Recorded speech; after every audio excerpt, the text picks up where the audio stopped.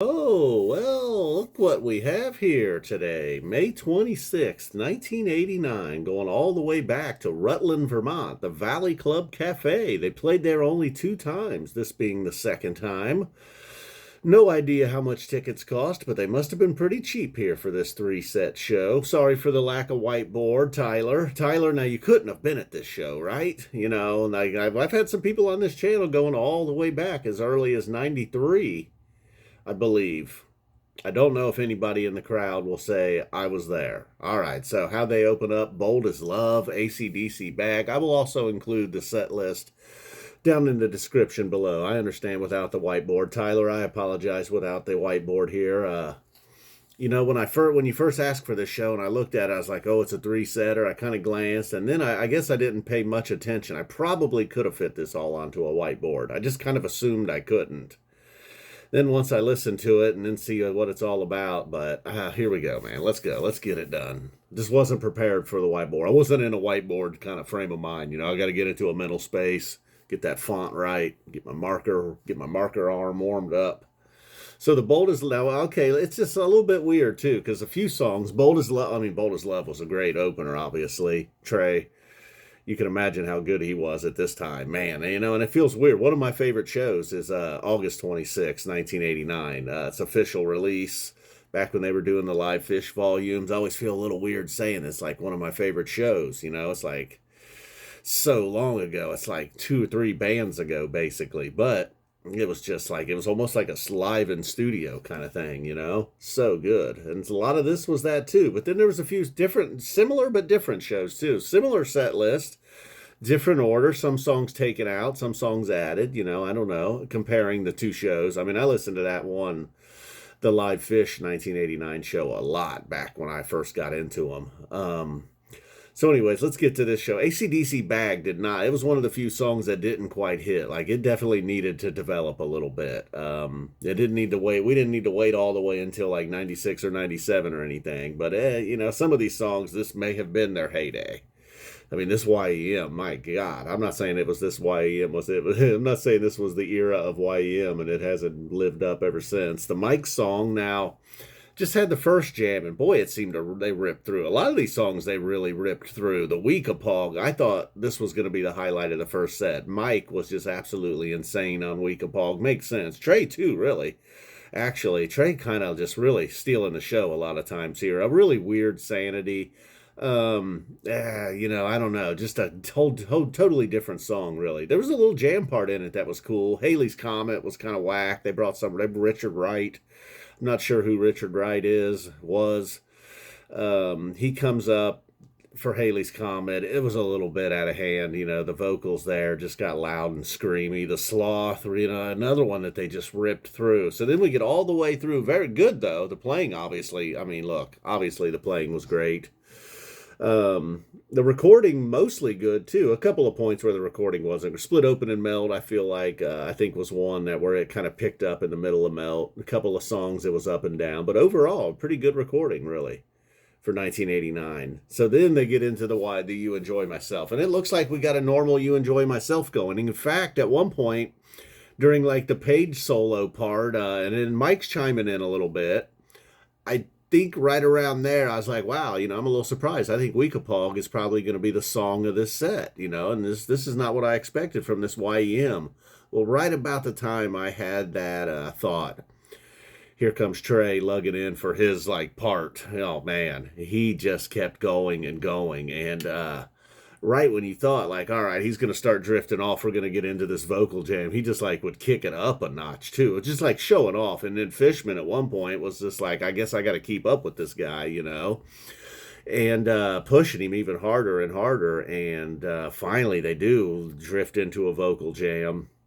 A quick vocal jam too, not one of these 5 minutes of that nonsense. But if you don't have time to check out this show, it is, again, here on YouTube. I'll include a link down in the description.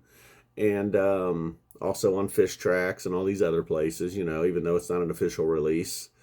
That YEM is worth hearing for sure. Then we get into David Bowie, claimed as a bit of an infamous David Bowie when I was reading on the notes on .com.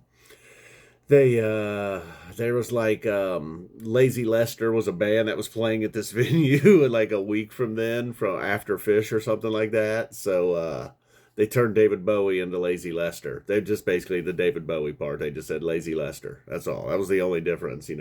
Lots of banter from Trey throughout the night as well, including saying they had written a brand new song for Lazy Lester. And we got a Mango song. He was saying something in there too. I don't know if he was saying like new songs right when the recording picked up, but I think he was maybe saying we're going to play new songs, Mango song and Bathtub Gin. And then they did in fact play Mango, Split Open and Melt as well. Like I said, the melt kind of picked up right at the cool part though, really, even though you missed a little bit of that. That Mango song, it's hard to believe. It's amazing that Mango song is such an old song, but has been played so few times. Comparison to some of these other songs, how few times they've played Mango song. Really just doesn't get the stage time it probably deserves. Meld and Bathtub Gin certainly do. And the crowd really seemed to respond well to Bathtub Gin. Almost seemed like they were friends with everybody in the crowd at this point. Antelope, Trey started talking about how he always wanted to be a hockey player. And at times playing guitar in this song kind of made him feel like an NHL star. And he dedicated this one to like hockey players or something. Then Golgi Apparatus ended the second set. They did have time for one more third set, one more set, one more third set. Not like they played multiple third sets. Slave to the Traffic Light. I don't know if it was a tone thing, if it was Mike, but one that I was especially expecting to just kind of, blow my boxers off. It was good, but it just, the sound on it was a little weird. Funky Bitch was, Mike was so impressive on Funky Bitch. He thanked the crowd afterwards, like, certainly your congratulations must be for me.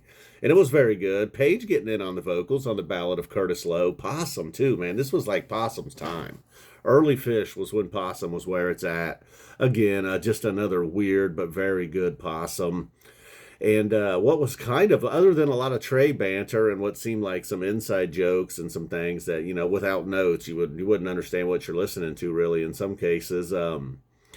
You would have got the silliness of Possum. The Practical Song, one they didn't play very often. I didn't really get that as an encore. I didn't pay too close of attention to the lyrics either, really. I had to check that out again. Although why? It's lost in history.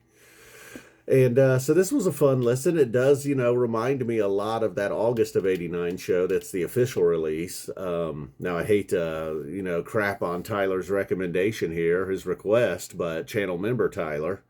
Hope I shouted Tyler out at the beginning. I think I did. I think I gave you a proper shout out, Tyler. Ooh, I see where we're going long here. Oh, boy. So, all right. I think the YEM really probably stole the show. Melt was very good. Antelope, the Lazy Lester Bowie. And for being such early Phish, there was a little bit of improv, a little bit of extra sauce with the Bowie. They didn't completely leave the park. I'd like to hear like a really good recording of it too, though. That's another reason for, like I was saying, you should probably just, if you've got time for a whole show, or if you're like, hey, whatever, man, I got to drive up to Michigan tomorrow, something like that, I don't know. Got to mow the lawn. Check out the official live release, that '89 show. That thing. Boy, I should, well, let's not pull it out. I'll start reviewing it right now. I could probably almost, having not listened to it. The song was written by Pete Rose. Now, what was that part about Pete Rose? All right, guys, boom, we're out of here. We've gone on too long. Great recommendation. Yeah, okay, after the You Enjoy Myself, I was thinking there was one other thing that just was awesome. Well, the Weekapaug. Yeah, it was the Weekapaug. So the two major, the Bowie was great too, don't get me wrong, and the Antelope. The ones you would kind of expect, other than Slave to the Traffic Light. That metal part, kind of, people call that the metal part. Yeah, people call it the metal part. I don't know. They say it's metal. I don't know. I don't know if it's metal. They say. I didn't say it. Slave to the Traffic Light. That part was really cool. See the city, see the zoo, see the chompers, shit on you. Boom. Oh, I don't know what I was uncalled for. What is this, the Nutter Center? All right, guys, we're out of here. Tyler, thanks a lot. Channel member. And if you've made it this far and you're not a member, I'm still getting a lot of requests from non-members. I get a lot of requests. I don't know. Not that I'm Mr. Cool over here, Mr. Phish review guy or anything. But, I do get a lot of requests. And I thought one way that I could, like, kind of make it, even the score a little bit rather than just picking some and ignoring others, I offered memberships. So if you become a channel member, you can get a request per month. Although I'm starting to get too many members. I don't know what I would do then. Whoa! Boom, we're out of here.